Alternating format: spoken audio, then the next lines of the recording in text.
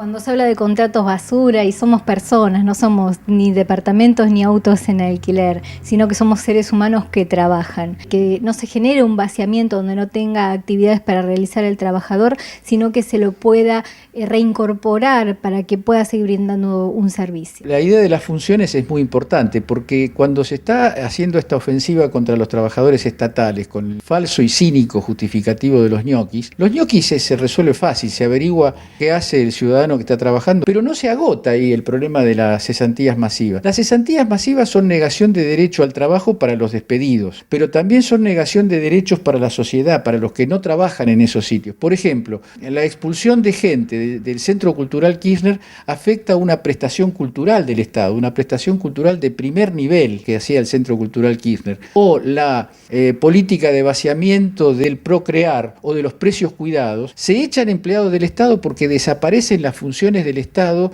en cuanto a proteger a la sociedad, en cuanto a ampliar derechos, en cuanto a igualar posiciones sociales. Es decir, el Estado se achica por una razón, porque se quieren achicar sus funciones, porque se quiere volver a la lógica expusiera la dictadura militar segunda mitad de los años 70, achicar el Estado es agrandar la nación. La idea neoliberal, la idea de que no necesitamos un Estado nada más que para proteger la propiedad privada y la seguridad jurídica del capital. Esa es una idea profundamente regresiva, retrógrada, contra la cual están luchando los pueblos en todo el mundo, contra la cual se están pronunciando economistas prestigiosos como Joseph Stiglitz y autoridades espirituales como la del Papa Francisco. Argentina está yendo en contra de lo que hoy es el reclamo de muchos millones de personas en el mundo que asisten a lo que el Papa llama la globalización de la indiferencia, es decir, a la idea de que el problema en el mundo es salvarse cada uno y dejar al desocupado, dejar al vulnerable, dejar al que no tiene vivienda, al que no tiene techo, al que no tiene tierra, al costado del camino y después quejarse por los problemas de inseguridad que son facilitados. La labor de las mafias delictivas del mundo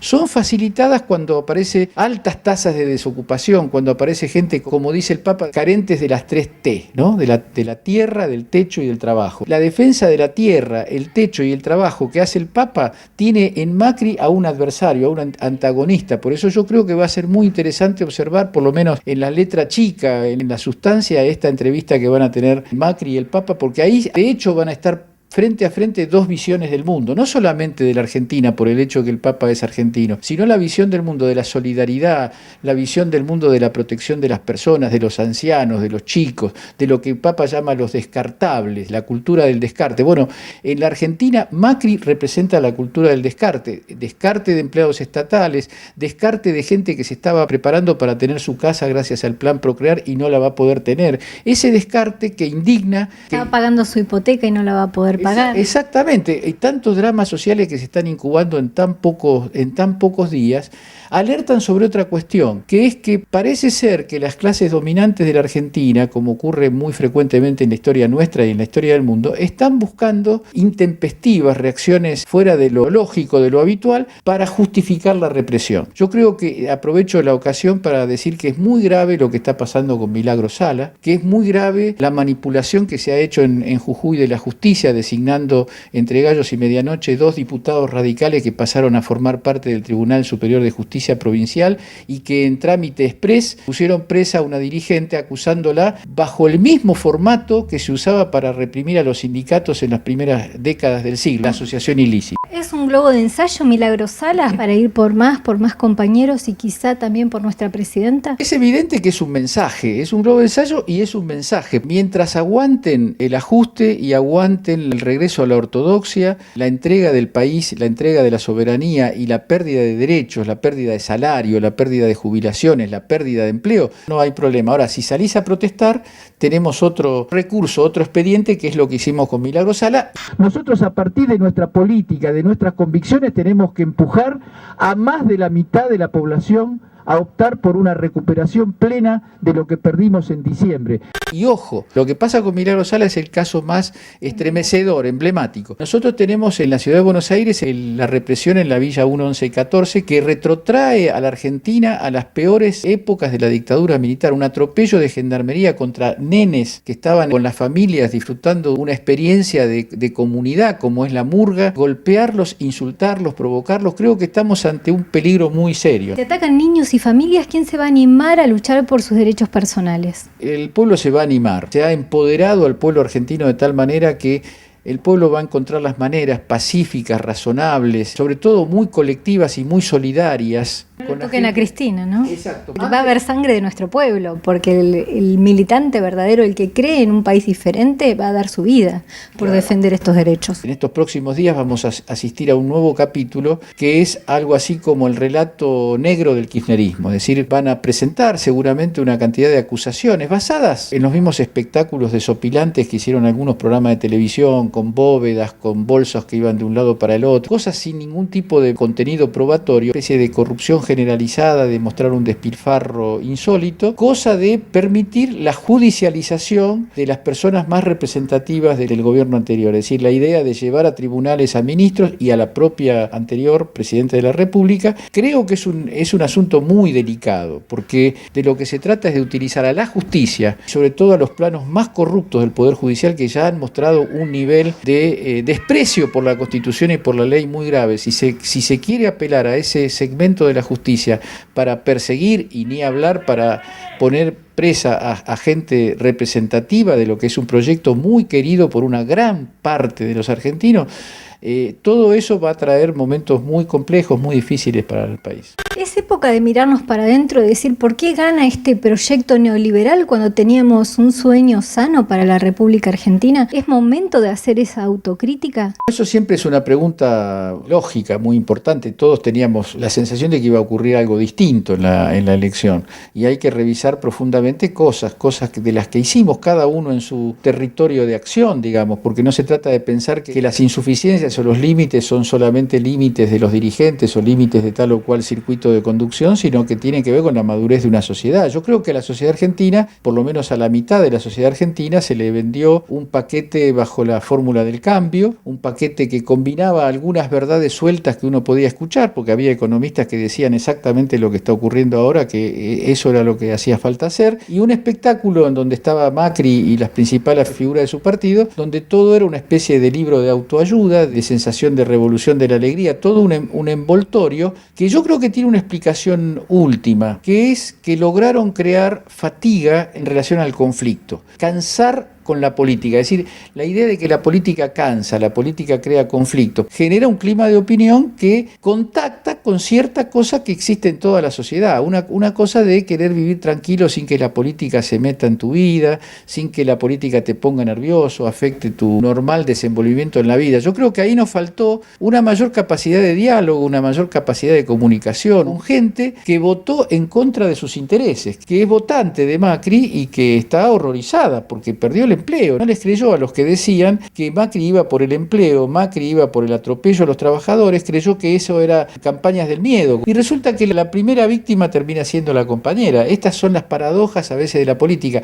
Cuando hablamos de esas políticas de comunicación importadas a la Argentina, que se reproducen en el resto del mundo, porque cuando están en Venezuela hablan de la valija, de la plata, de lo que se roban, y que nos impide tener esta discusión saludable en función de un proyecto y un modelo de país que, como vos recién dijiste, desgasta, porque es más fácil por ahí la tinelización de la vida que la profundización de los temas que se deberían cambiar. Con la experiencia que tenemos hoy, a donde para defender nuestros derechos puede correr sangre, porque está muy dura la idea de poder expresarse y manifestarse en las calles.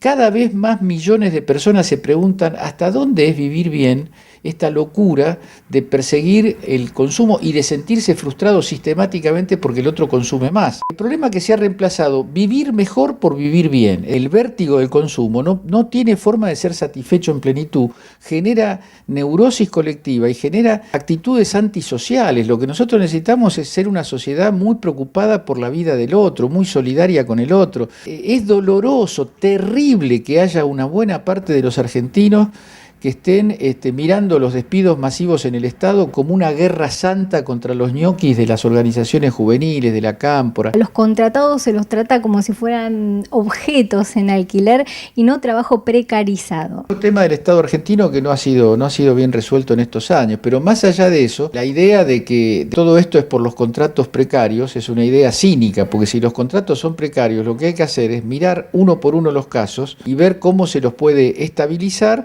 y darle darle funciones que justifiquen, que expliquen que el tipo trabaja, porque dejar gente afuera del circuito productivo es atentar contra la paz social, atentar contra el bienestar del conjunto.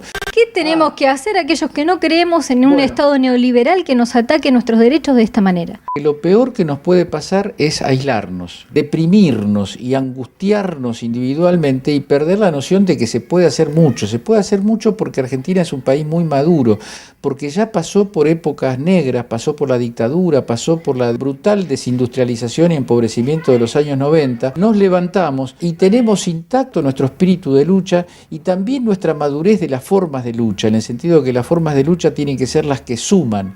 Nuestras formas de lucha tienen que ser las que atraen mayorías populares y no las que excitan a una determinada secta chiquitita. Tiene que ser un mensaje sistemáticamente abierto a multitudes, a mayorías, tratando de explicar y de comprender que van por determinado grupo de trabajadores hoy, pero al ir por determinado grupo de trabajadores hoy, por determinadas conquistas hoy, por determinados derechos hoy, vienen por todos. Significa tarde o temprano el cierre o la restricción de las pequeñas y medianas empresas por la invasión de los artículos importados y sobre todo por el achicamiento de la capacidad de consumo del pueblo. Digo, esto afecta a todos. Un aumento del 15% para nuestros jubilados y para nuestra asignación universal por hijo por ley. Y es una señal, no una señal de bondad, sino una señal de madurez del pueblo, que no lo hayan derogado, que no se metan con la asignación universal, que no se metan con las jubilaciones automáticamente actualizadas, porque creo que a pesar de su brutalidad tienen también un sentido de los riesgos políticos. ¿Qué opinión te merece el tema de los holdouts, de la compra de Nextel por parte del Grupo Clarín y el tema del fútbol para todos? La compra de Nextel por el Grupo Clarín, la derogación parcial por vía de decreto de necesidad y urgencia de la Ley de Servicio de Comunicación Audiovisual es una revelación pornográfica del grado de entrega que tiene este gobierno a los grupos dominantes, del grado de compromiso que tiene con los grupos mediáticos que ejercen el monopolio de la palabra. El Grupo Clarín ha ganado todas las partidas desde que empezó este ajedrez el 10 de diciembre del año pasado. No hay ni una sola medida que no termine de una manera u otra favoreciendo al Grupo Clarín, a la sociedad rural, a los grandes exportadores, a los grandes grupos financieros, a los capitales internacionales, a los fondos buitres, que son la expresión más descompuesta del capitalismo financiero global. Toda esa lista de privilegios, esa lista de la descomposición social, han sido beneficiarios del conjunto de las medidas tomadas desde el 10 de diciembre y son los trabajadores en relación de dependencia, los jubilados por vías directas e indirectas, los pequeños y medianos productores de la Argentina, los que están esperando y van a dejar de esperar para empezar a pelear y a luchar por su turno, a ver cuándo vienen los aumentos nuestros, cuándo vienen las compensaciones para los que en última instancia somos los que empujamos este país hacia adelante y no las lacras del privilegio económico. Estamos trabajando más duramente a la CTA para defender esos puestos de trabajo. La CTA tiene una tradición honrosa y no es sorpresivo que esté con Hugo Yasky a la cabeza, al frente de esto. Eso fue siempre así. Yo de todas maneras creo que hay que tener una política, no dejar de criticar, no dejar de observar, no solo en el plano sindical, sino también en el plano político. Aquellas personas que abandonaron el bloque del Frente para la Victoria tendrán en algún momento que rendir cuentas porque fueron electos para el Frente para la Victoria y para esta política que estamos defendiendo. No dejar de criticar, pero siempre tender una mano generosa, de amplitud.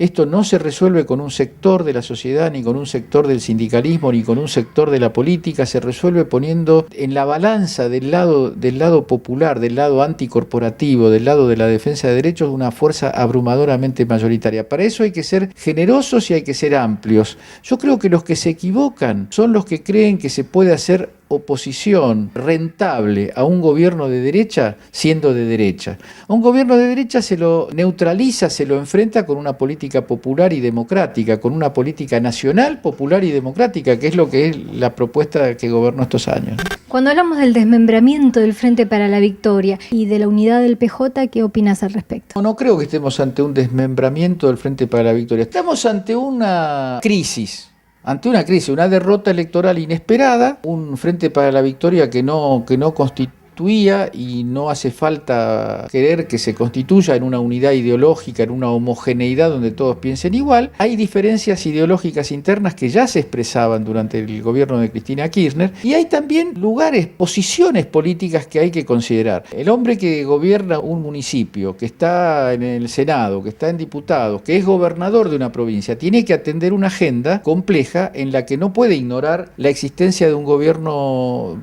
nacional de un signo distinto al que defiende la persona del caso, digamos. Esto es así. No se puede hipotecar una relación nación-provincias en aras de una discusión ideológica. Eso es completamente natural. Ahora, renegar del propio proyecto, renegar de la defensa de las conquistas, eso es otra cosa, porque las conquistas no tienen tiempos de 2 años y 4 años. La gente que la despide no puede esperar 2 años hasta que se resuelva el nuevo Congreso.